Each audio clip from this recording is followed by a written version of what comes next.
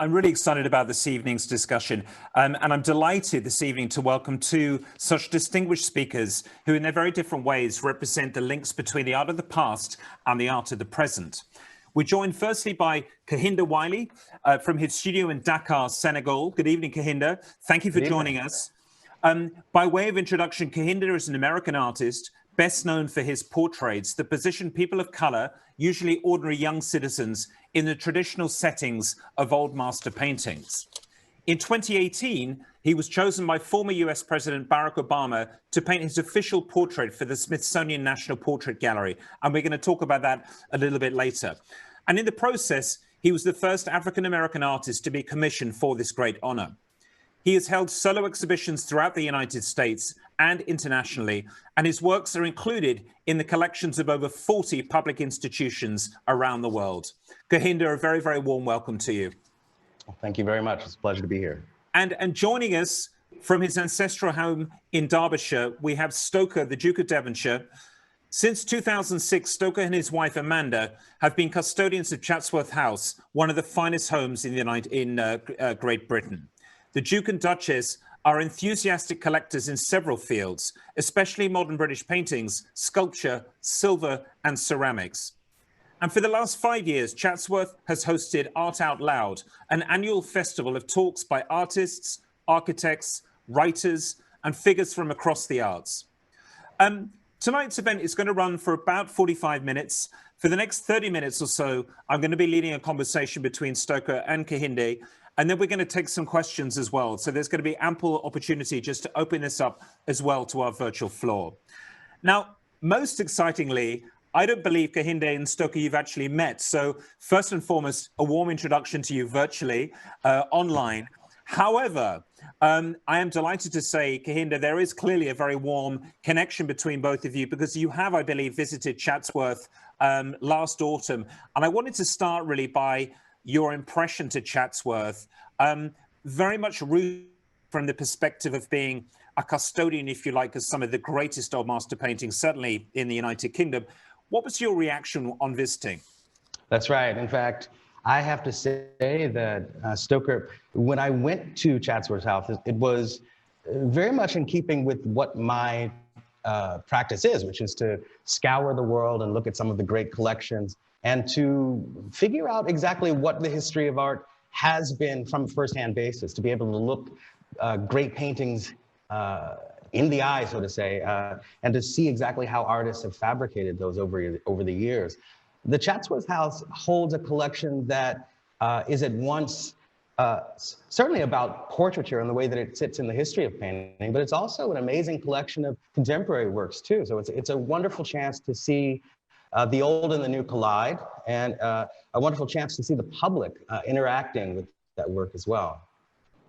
But Kehinde, I wanted to pick up on something you just mentioned there as well, and we're going to go into greater depth in terms of kind of your painting as well. But what strikes me most about your contemporary is your painting is just how contemporary these pictures are. But obviously, they're very, very much rooted in old master painting. So can you just take a step back and explain to us, where did that interest really first start to grow in terms of your artistic practice and interests? Sure. My work starts in the streets of Black America. I grew up in South Central California, in Los Angeles. It's South Central Los Angeles in California.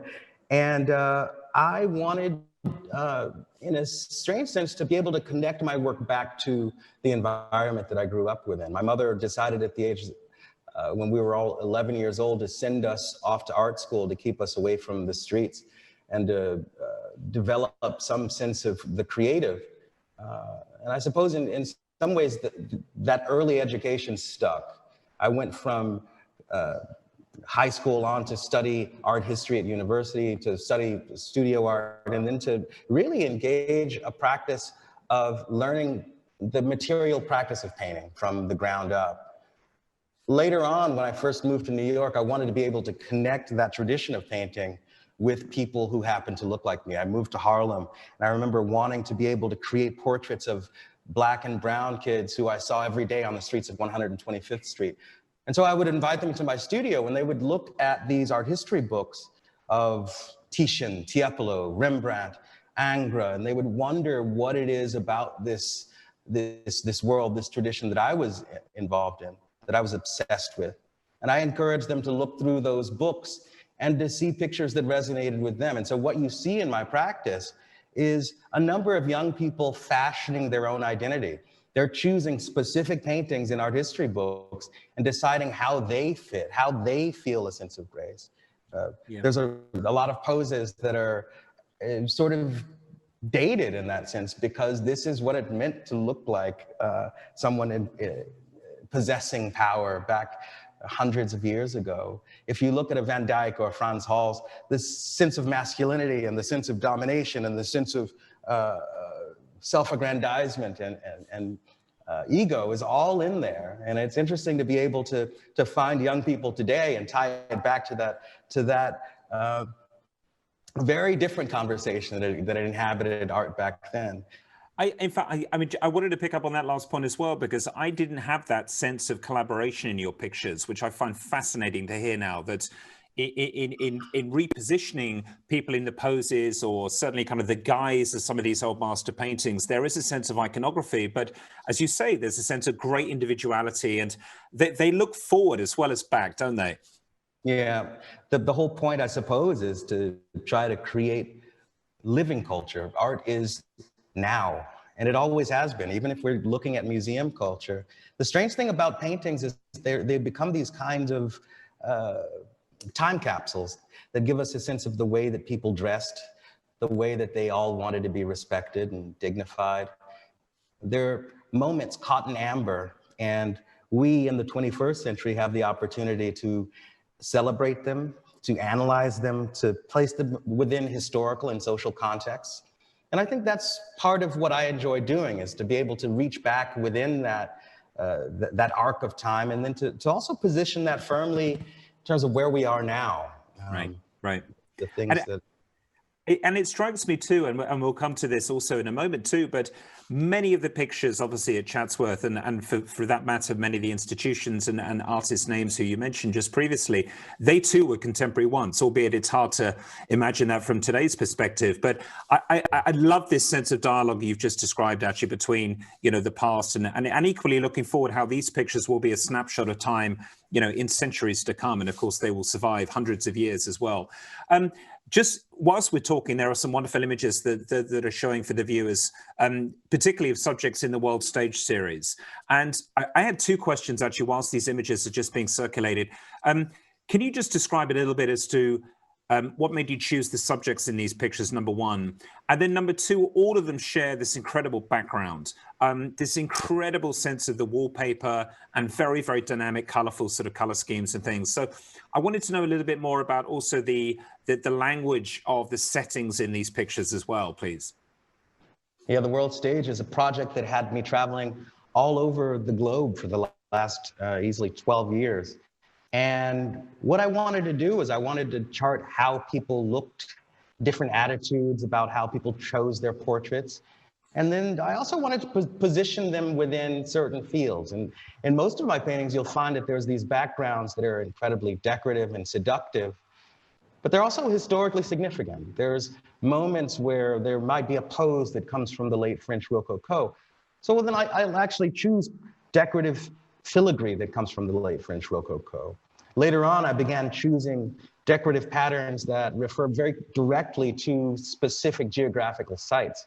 So where I started with, let's say, a William Morris pattern design motif, I would then move on to the marketplaces of West Africa. I'd move on to the way that people would decorate their homes in the favelas of Brazil. All of this starts in a very art historically specific location, but then it ends in a very sort of intimate interior space. That sort of inside-outside conversation is one that I consider to be increasingly fascinating. And it's interesting. I couldn't help but notice, actually, you're in your studio in Senegal, and tantalizingly behind us, you've got three pictures, in fact. And I wanted to ask you about your technique, actually, because there are at least two pictures we can see, two great portraits, but which don't have this sense of decoration. And again, maybe that's completely purposeful, but I wanted to ask about your process. Do you paint the portraits first and then fill in the background later, or is it the other way around? No, no. In fact, I'm a portrait painter, and like many artists from the past, I have studio assistants who help me with the flowers and the decorative. And so much of what I do is I concentrate on getting the body and the portrait and the eyes that you're looking into down. And so the process starts primarily, not always, but primarily with the figure first. And so if you look behind me, you'll see that there are a number of portraits that give you a sense of, and this is rare because I rarely I know, we feel very privileged to be with you there in your studio. You'll get a chance to see the way in which you lay in the initial drawing. You start to work on the figure, but as the figure's coming together, even the background itself is coming together. And so you can get a sense also of the tonal relationship between the figure and the ground. In this painting here, there's a very sort of deep, rosy, glowing pink, but then it draws itself across the flesh as well. This is a technique that you see in artists throughout time. Caravaggio was obsessed with this notion of light drawing itself across the body. Tiepolo, specifically in the Italianate paintings, was obsessed with the notion of light being the actual incarnation of God within space. Light is political, light is religious, light is something that penetrates deeply. And I wanted to be able to mobilize that as a metaphor within painting. Right. So talking about some of those formal properties, I wanted to move to arguably one of your best known portraits of, namely Barack Obama, the wonderful portrait that you did for the Smithsonian Institute. And I wanted to move it a little bit more towards the capturing of personality, and particularly that personality. Right. Somebody who has had such an incredibly powerful impression on the global stage, not just on America. And to what extent did you, when taking that commission on, I mean, it must have been extraordinary for you. I mean, imagine that not only was this arguably your biggest commission to date, but where did the formal stop and the kind of the characterization start, if you see what I mean? Right. Oliver, I have to tell you, I think that portrait commission is probably going to be on my headstone somewhere years later. There's something about painting portraits of casual individuals who are minding their own business, who are most of my subjects are, people who I meet in the streets and turn into these incredibly formal portraits. There's a difference between that and actually painting the head of state of one of the most powerful nations in the world. In one, I am copying the language and the body language and juxtaposing the body language of power and the depiction of it, and juxtaposing that with people from neighborhoods throughout the world, but increasingly in underserved neighborhoods. When painting Barack Obama, you're painting the source of power. You're painting a Black man, but you're also painting actual power, not metaphorical power. And so there was a decision to be made here.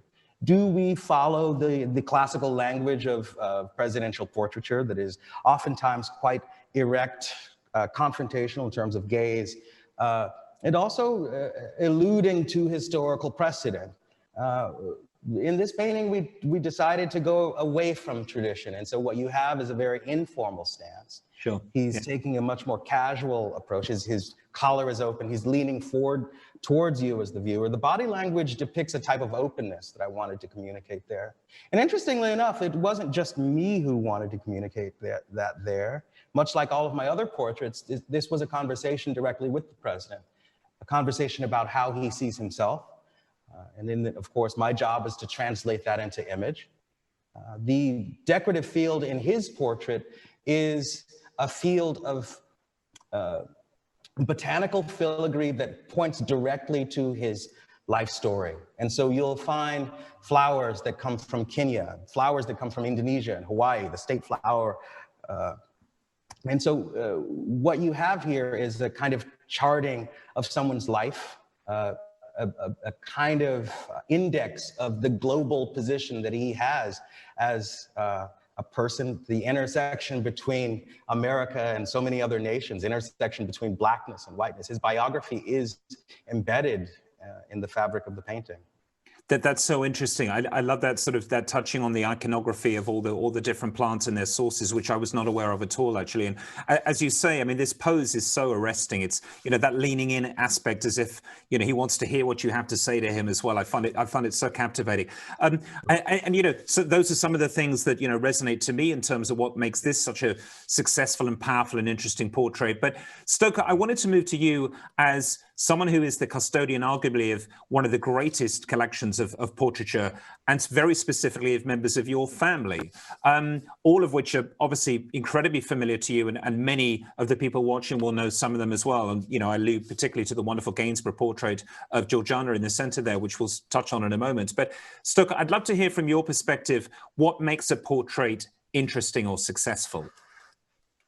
Well, I think if you're looking at portraits of people either who you're related to or who you know, it's a lot of it is about remembering and being reminded of aspects of their character, pleasant times you had with them, sad times that you had with them, respect you have for them, things that they achieved. It's a sort of like a mark, it's a memorial.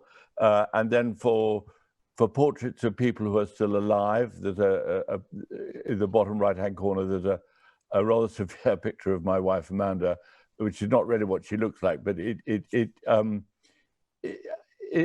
I'm fond of it because I'm used to it. And I think that looking at portraits in, say, a museum of people you don't know, maybe you don't know their history very much, it is only fairly interesting, unless you're interested in the artist, when of course it becomes a part of art history.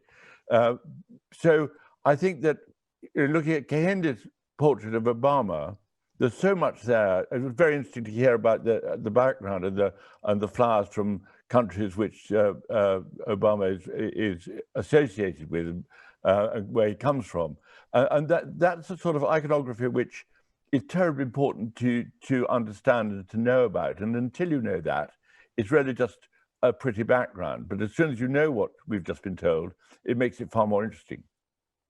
I think also just looking at that montage of different images as well. I mean, for the most part, obviously these are well-known, albeit, you know, we would characterize them now as being older portraits, certainly.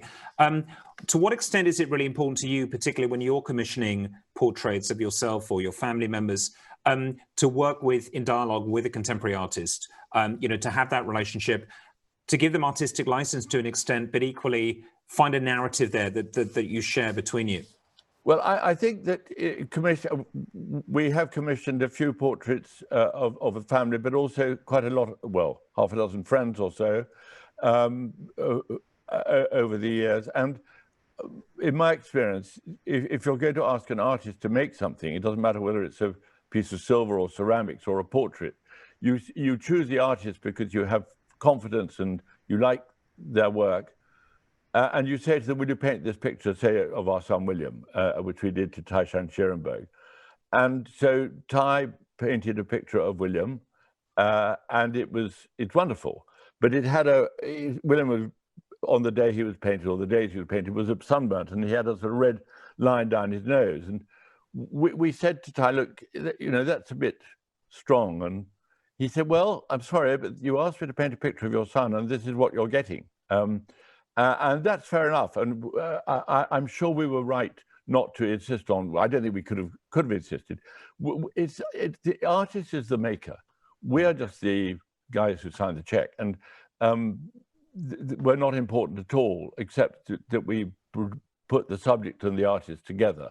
And I think it's really important not to interfere with the commission, even if it means the result is not exactly what you want. That's part of life.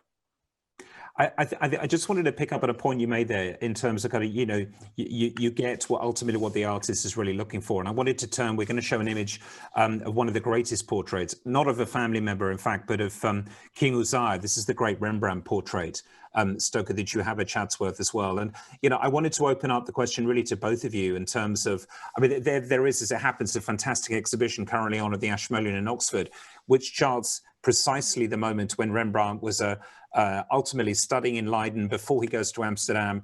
And it tracks, if you like, how he really becomes Rembrandt as we understand him today. And it strikes me that when looking at this picture, you know, this is Rembrandt tearing off the screen of trying to, in fact, we're looking now at Georgiana, the great Duchess of Devonshire, one of those great portraits. The next image is going to be the Rembrandt that we're alluding to. But I wanted to really ask both of you, because, you know, there's no distinct flattery here. Kehinde, I wonder whether you saw this picture, in fact, at Chatsworth, but I'd love to get your comments on this image, because it is really one of the most powerful portraits, I think, in any collection, be it museum or private. Right. I think it's in keeping with the strengths of Rembrandt, which are this kind of emergence and from light into light. But I think there's also a type of vulnerability here that you rarely see in portraiture of any sort. So much of portraiture is about a depiction of strength and about a denial of death, ultimately, the sense in which still life and a vase of flowers and a bowl of fruit is at its ripest and youngest and most beautiful for that one moment in time. Well, art is a hedge against that. It's a sort of picturing a type of optimism. I think in this particular painting, what we're looking at is a type of very real gaze into the beautiful and the terrible. This sense of leprosy as a state of being that can be at once terrifying, but life flowing through that painting at once. I think that there's a kind of beauty that surrounds the sadness of this painting. Mm. And then also, just moving forward, we wanted to show an image as well, in fact, of a self-portrait, which is coming up for sale as it happens on the 28th of July, but is really an interesting moment as well, because this is a self-portrait, 1632, so just a few years before the King was portrait. But again, a very different sort of sense of that vulnerability, that word you used, Kehinde, which I think was sort of, you absolutely hit the nail on the head. I mean, I think this is something very different. This is about swagger. This is about, you know, almost a presentation of the artist in a confident mood as well, at this very critical moment when he's moving to Amsterdam to take on great commissions as well, and work as an equal with his peers as well. And just taking forward the conversation as well and coming back to this sense of power as well, I wanted to ask you, Kehinde, about your series, The Rumors of War, in which you depict African-American men and women, often on rearing horses as well, in the manner of the great equestrian memorials of the past. And I just wanted to ask, and particularly whilst we look at these images, if you could perhaps just take us through an explanation, what you were trying to achieve here, because I believe the portrait here is actually, it's not of one specific person. Am I right in saying it's a composite image? That's right. In fact, monuments are about monumentality and about domination within public space. But if you look at all portraiture, I think the sweet spot of that sense of war and domination has to do with equestrian portraiture. I actually began this series, Rumors of War, around the time of the Second Gulf War in the United States. And I wanted to have a direct response to America's forays into war, but not specifically into that specific war. I wanted to sort of create something that broadened the conversation into boys and their toys, the sense of destruction, the sense of empire. Equestrian portraiture is fascinating to me, to be quite honest. I think it's one of the most destructive, war, of course, being one of the most destructive pursuits, but then out of it comes this incredibly elegant and meaningful vocabulary. What I wanted to do with Rumors of War, the sculpture, was to respond to a trip that I had to Richmond, Virginia, down south in the United States. I saw a number of the equestrian portraits that were positioned with Civil War generals from the South. And I thought that they were incredibly insulting. I thought that they were incredibly demeaning, and they were designed to terrorize the Black population of the American South. My job as an artist, of course, was to respond to that in kind. And as opposed to running away from it, I decided to run head on into it, to sort of run towards the flame.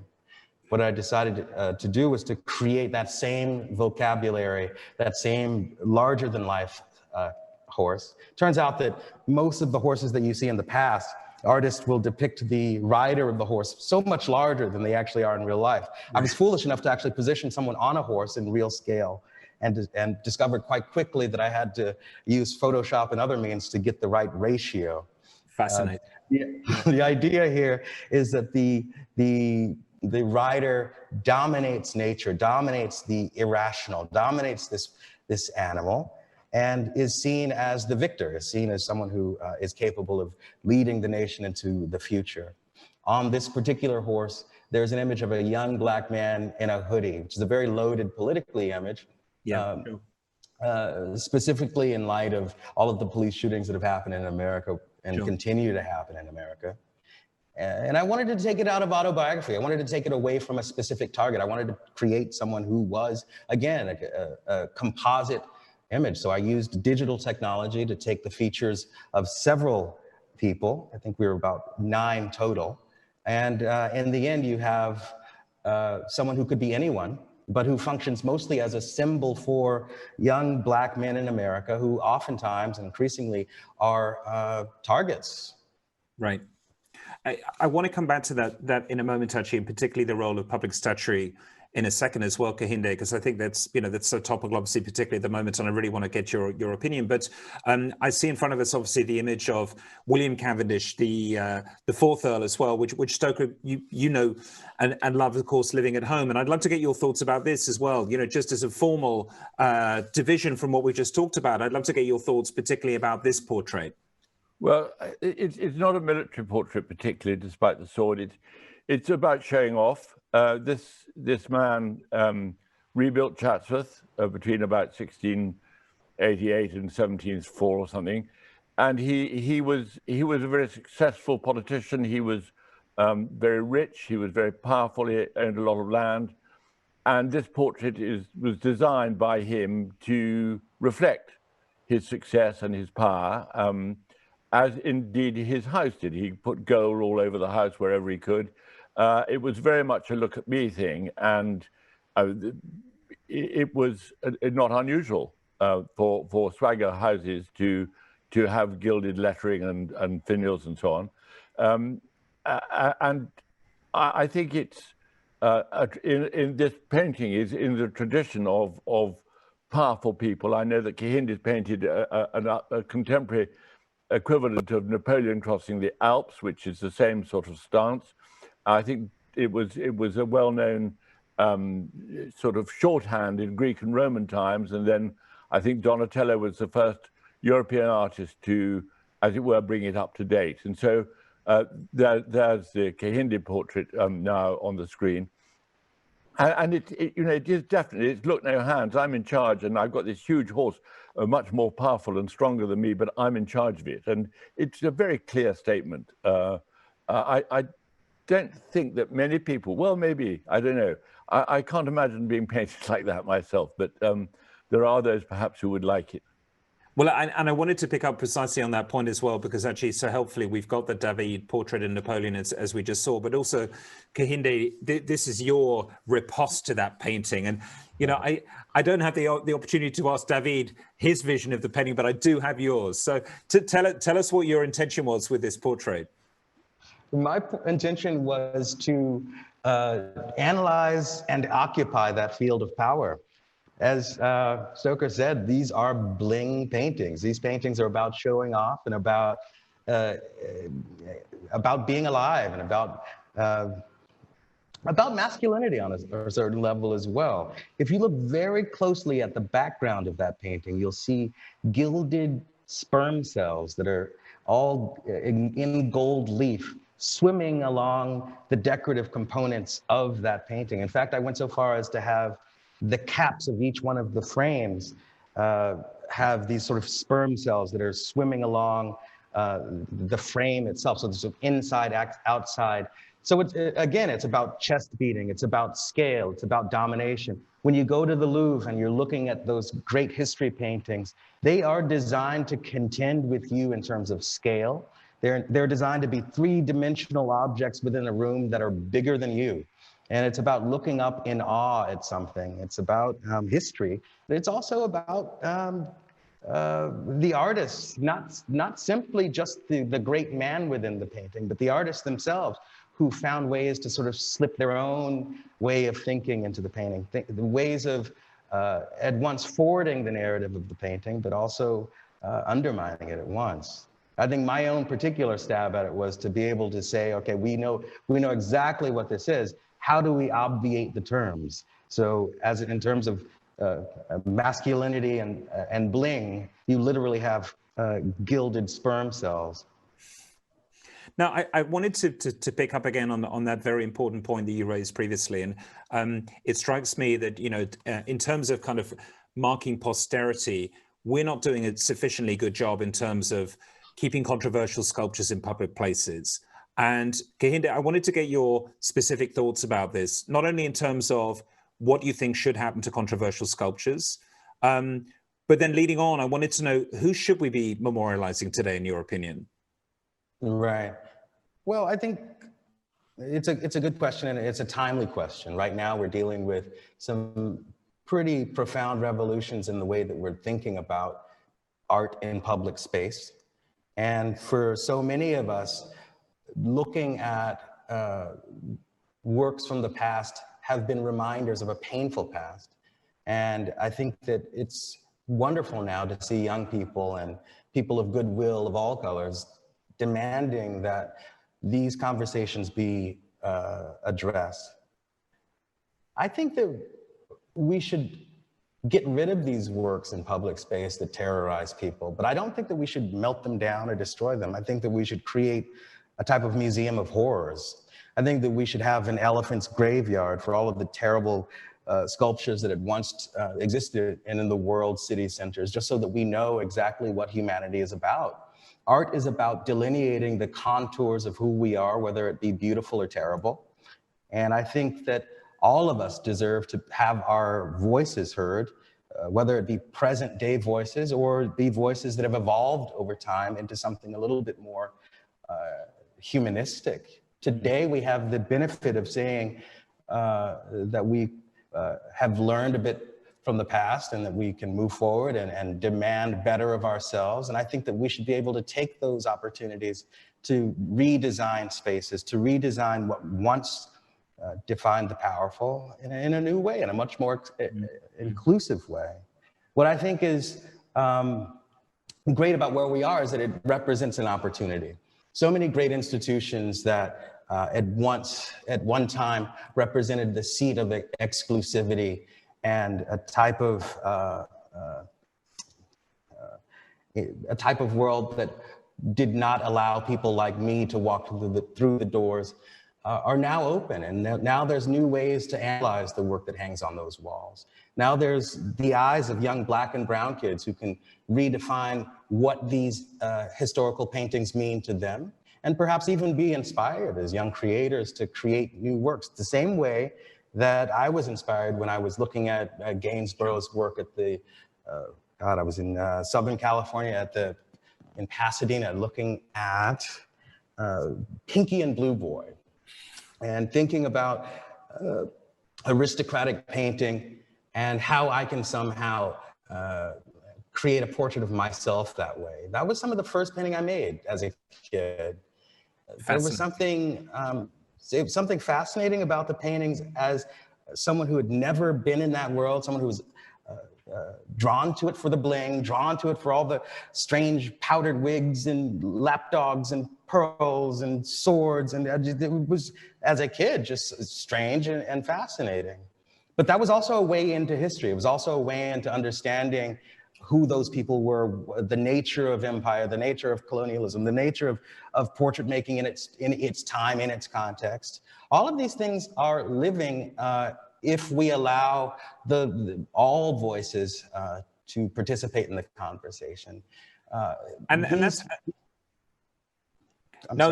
sorry to interrupt. I was going to say, I think ultimately, when all of us look at your work, we do feel tantalizingly this unbelievable connection with the past and a reinterpretation of where we are now. And just looking at those images, for example, of that extraordinary sculpture when it was installed in Times Square as well, just struck me at the power of public art and specifically your language. You know, I don't know if that was any one specific event around the image that we've selected this evening, but I mean, it was really clear to me that that sculpture just captured an imagination. And I think really that seems to bring out the best in public sculpture. And Stoker, you know, I know that you have a love of, you know, bringing the contemporary into, you know, the classical, and, you know, the fourth plinth in Trafalgar Square has been a fantastic example of that. But even with the images here, and we're putting up a scene, these are the Charles Cordier African Venus sculpture at Chatsworth. On the left-hand side, the bust of Said Abdallah, and then on the right, the bust of Venus Africaine by Charles-Henri Joseph Cordier. How did these come into the collection at Chatsworth? Well, I think the original casts of these were made in about 1846 or 1847 in Paris. But this particular pair were in the Great Exhibition in 1851, and they were bought by the then Duke from a dealer in November that year after the closing of the exhibition. And they've been here ever since. There are other casts of it. There's one in Chicago. I believe there's a pair also in the Royal Collection. And actually, Cavendish had some wonderful images of these sculptures, but with the fabric of the clothing of the male and female figures made of different materials, which were pretty dramatic, which I hadn't seen before. These are, it's an interesting, I'm just going to read a little thing that the artist said. He said this 10 years after he made these images. He says, beauty doesn't belong to a single privileged race. I have promoted throughout the world of art the idea that beauty is everywhere. Every race has its own beauty, which differs from that of others. And he said that in 1862. And so that was he was admiring these two figures enormously for their posture, their position, their beauty, as perhaps objectively, I think. I mean, that's a great point also, Kehinde, to get your subjective reaction to these as well. Did you see this at Chatsworth, of these wonderful sculptures? And what are your thoughts? What are your visceral reactions when looking at them? Right. No, I mean, of course, as a Black man in the world who happens to make art, it's just amazing to be able to see these amazing pictures of a young male and female, clearly African pair. I believe these are contemporaneous pictures as well. Was it, Stoker, was it not models from Europe where he found to sit for these? Yes. Again, he found these people were in Paris, and he made that they are of particular people. Right, right. So I think that for me is the more fascinating part of this picture. That strange sense of, there's kind of like a temporal rip. You know, they're clearly dressed to sort of occupy a sort of historical, classical, imaginary, romantic, one might even say Orientalist way of looking at Blacks, at time, but at the same time, they're incredibly contemporary. I'm imagining what their day-to-day lives were like as individuals.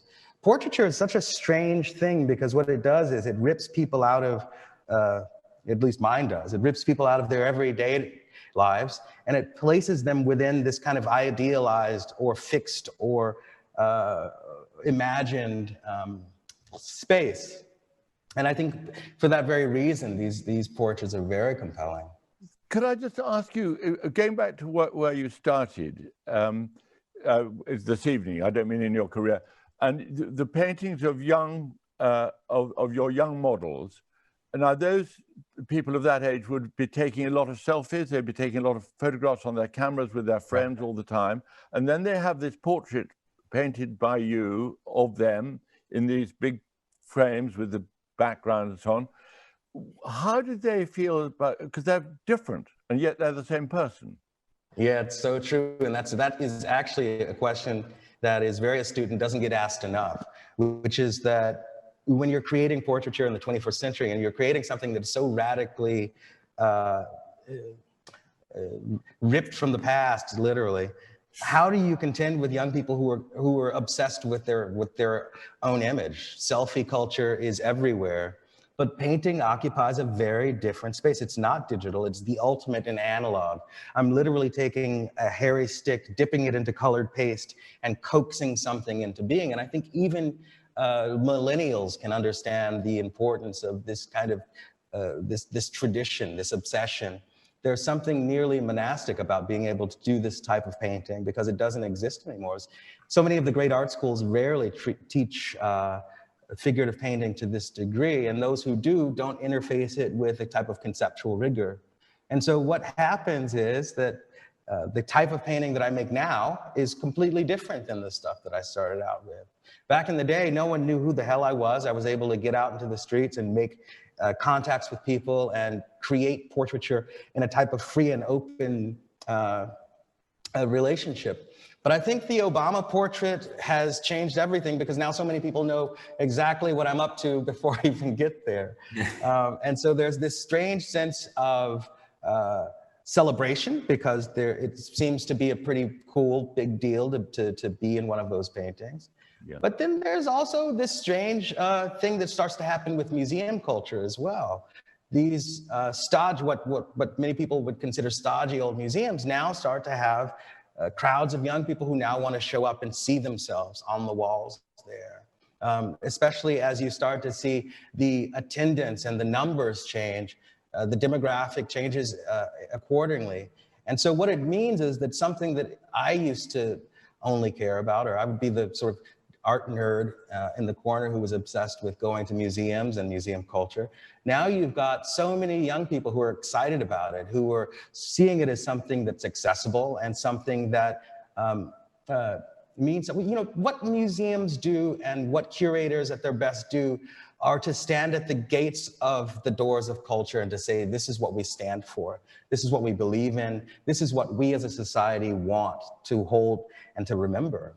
You know, Stoker, you have such an amazing collection of family portraits, and the way that you spoke about portraiture came from an intimate sense of direct contact with your own familiar line. And imagine what that feels like for the young Black girl who walks into here, William Morris Gallery in London, and to see herself or to see her mom or someone who looks like her in the same language of paintings that belong to some of the great traditional homes. I think this is what is exciting and what a great opportunity exists right now. Well, I think that intersection between history and the present. Yeah, that's really fascinating what you would say about how you open up museums to a wider audience, maybe a little bit of a different. And I think the answer is, the obvious answer is that you should have an exhibition here at Chatsworth, because then we would piggyback on your interest, and I'm sure that it would bring a lot of people to Chatsworth who perhaps felt that, through, I hope, no fault of our own, that it wasn't ready for them. It was a big, imposing house, and perhaps, and of course everybody is incredibly welcome, but they need perhaps you to stand at the door and welcome people in and with your art. And that would be something which we would be so excited to do. Well, that's really cool. I think there's a brilliant idea being hatched here. That sounds great. Well, in 2 words, hell yeah. Yeah, exactly. Okay. You heard it here first. In the interest of time, I wanted to move things forward, and actually, we've gone some way through that door already, actually, in showing some images here. That I believe we have 2 slides of Kehinde's current show at the William Morris Gallery in London, which is really exciting for the audience, certainly in the UK, to have the capacity to see your works before they go up to Chatsworth in a new guise as well, different exhibition. But I just wanted to bring this up, and obviously it's been such a trying time for us all in terms of COVID, but, you know, notwithstanding that, obviously, both of you in your own ways are involved with some incredibly important work. And I wanted to turn firstly to you, Stoker, just to talk a little bit about the Duke of Devonshire's Educational Trust. And then I also wanted to hand over seamlessly back to you, Kehinde, just to talk a lot about the artist residency program that you have in Senegal called Black Rock, because it strikes me that both of those programs are really about giving back, which again is also such a critical thing. So Stoker, if I could turn to you first, perhaps, if you could just talk to us about your Educational Trust. Well, this is something which is really led by our son William and his wife Laura, who have children of the age you see in the screen. And we've had an education team, but it's been increased and enhanced and improved a lot. And we are trying through the local schools to get young people to come here. The SOTHEBY'S Beyond Limits sculpture exhibition was a great way, and people, young people particularly, love the contemporary work because they don't feel they're obliged to like it. Some of the old stuff with gold frames in the house, people think, ooh, that's old, it must be important. But with the new stuff, they know that they can have their own opinion. So we built on that, and we've encouraged people to take part, as you can see, in sort of a bit of make your own sculpture, make your own work of art. And the program is expanding. We have over 25,000 school visits every year, and we have a way of making sure that the schools can manage to do it financially as well as time-wise, with a very good team here. But I would love to hear what Kehinde is doing, because I know that he has some brilliant ideas. Well, much like you, I'm really concerned about trying to sort of position art as a way to open up certain doors and opportunities. I've been blessed to be able to create work all over the world. And one of the places that I fell in love with was Senegal, which sits right on the west coast of Africa. And it's actually the westernmost place in all of Africa. So it's a quick 7 to 8 hour flight to New York. And so I've been coming here back and forth for years, visiting friends. And eventually I created a studio here, a studio that has grown over time to become an artist in residency program that's open to between 16 and 20 artists a year. It's open to artists of all colors from all over the world. And what I really want to do is to have artists be the bullhorn, the voice that goes out into the world and says that this is what Africa feels like from a firsthand point of view. This is the way that it's affected my work. And this is the way that conversation can start. But it starts with artists. It starts with 3 artists at a time, sitting in a room and hashing it out. Artists from all over the world, artists from different age groups and different levels of success. BlackRock is available if you go through Instagram at BlackRock Senegal. You'll be able to see all of the current and future artists that will be coming up soon. That's great. Kehinde, I wanted to ask you actually, yes, how to find out more details. So thank you for that. And we'll definitely kind of, we'll tweet with those details as well. And I'm just handing over now. It's the time of the conversation where we'd like to open it up to for you at home to ask questions as well. And very topically, just on that last point, actually, we've had a question here, Kehinde, asking whether or not your artistic practice differs between when you're in your US studio or when you're in your Senegal studio. Yeah, that's a great question. In fact, it does.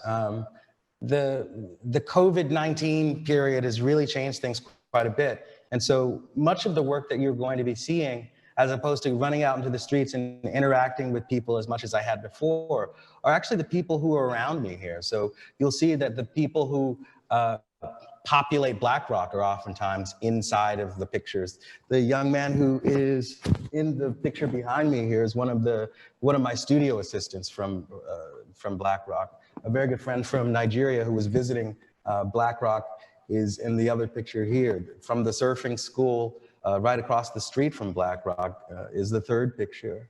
And so it becomes a much more sort of interior and intimate set of pictures that are about how I'm getting through this time and about who's immediately around. And I think it's been challenging for so many of the artists at BlackRock because we're so used to being able to get in and out and make work that makes connections here in Africa. But the connections have to be that much more close. Yeah, but I think for that reason, it represents a very unique body of work that's coming out of the studio at this moment. Yeah, and who are the artists that you're looking at in Africa in particular? I mean, the art scene there is really fascinating and diverse. Arguably still not known enough about internationally. Right. But I'd love to know who are you looking at now in Africa, and maybe also just share some of your favorite foundations, museums, artistic practices going on, and how we can find out more about it as well. Right. Well, at the moment, there's an incredible interest in art in Africa, and there always has been for thousands of years. And now the world is finally coming around to seeing the multiplicity of voices that are here. Anywhere from great friend and artist Omar Victor Diop in Dakar, Senegal, to Barthélemy Togo, who's in Cameroon, to even well-known names like Yinka Shonibari, who's right in your own neck of the woods there in London. African voices are global at this point, not only in the plastic arts, but in architecture and music. And increasingly, we're starting to see Africa in a much more full light, in an accurate light. And I'm glad that BlackRock has been able to be at service of that. I was just at the opening of an amazing exhibition space in Togo, the Palace of Lomé, where they took one of these old colonial buildings that once belonged to the colonial administration of Togo. And now they've turned it into a brand new exhibition space that is home to rigorously curated contemporary collections. And it's hopefully going to be a new site of exchange on the west coast of Africa as well. I've got a question here, Stoker, for you. We've got someone who's asking, how did your passion for the arts start? Well, I mean, in so many ways, so lucky. And so when I was young, always there was art on the walls. And my father particularly was a collector. He was a good friend of Lucian Freud's from when I was hardly a teenager. And some of Freud's paintings that my father commissioned arrived at Chatsworth, when I was in my mid-teens. And so it was always part of life. And we talked about it at home. And then when I married Amanda, her parents also had been very interested, particularly in contemporary art. And so she was quite used to that world. So it's just been all the time right in the foreground. Something going to exhibitions, going to museums, going to galleries, meeting artists has been a part of our lives. And I can't imagine not having it. Of course, we're incredibly lucky to have the real thing, but even reproductions would be, to have none of that, to have no exposure to that would be horrible. So it's been a lifelong passion, I'd say. Well, what strikes me is that you both have such an incredible sort of learning in art history as well. And I think one of the great joys, certainly for me and my colleagues at Sotheby's, is that even if we don't necessarily own the objects that we're having the privilege of handling, we can be custodians for a very short period of time. But I'm going to put you both on the spot. And if there were one artwork that you could own, what would it be? And I'm going to ask you, Kehinde, first, and then Stoker. I went back immediately to Kerry James Marshall. One of the first paintings that I fell in love with was a painting of the barbershop that is in the Los Angeles County Museum of Art's permanent collection.